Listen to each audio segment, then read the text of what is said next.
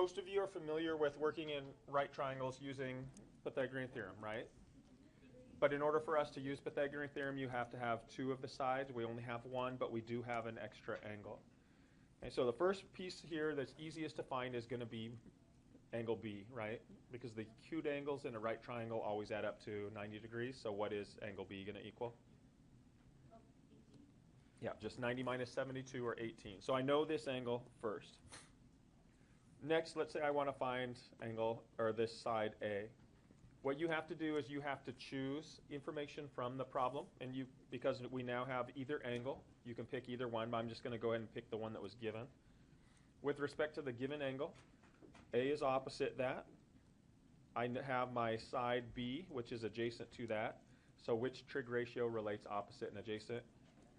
TOA, the tangent. So I know that the tangent of 72 degrees is equal to opposite A over adjacent 12. And then I'm just going to solve for A. Multiply both sides by 12. So here is my A value. Make sure that I'm in degree mode.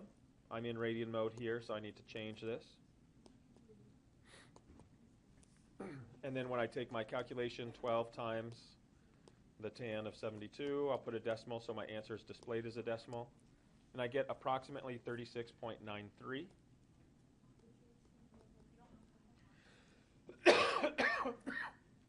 And so that would be my missing side A. Now, to find side C, I have several options. If you want to go to Pythagorean theorem, you can. You could say here that 12 squared plus this 36.93 squared is equal to C squared. I can calculate the sum of those, take the square root, and that would give me my C value. So that's one possibility. I could also set up a trig ratio to relate C. So if I wanted to do that just to reinforce what I'm doing in this section, take my given angle 72. C is opposite, B is adjacent, so which trig ratio, C is hypotenuse and B is adjacent. So which trig ratio relates adjacent and hypotenuse? The cosine.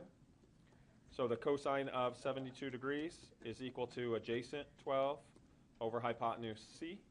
And so if I'm solving for this, I can either use the solve feature on my calculator, or if I multiply both sides by C to get C out of the denominator, and then isolate it by dividing both sides by the cosine of 72.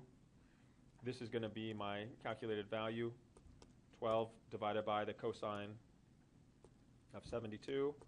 I'll put a decimal in my entry so the answer displays as a decimal. I get 38.83 approximately.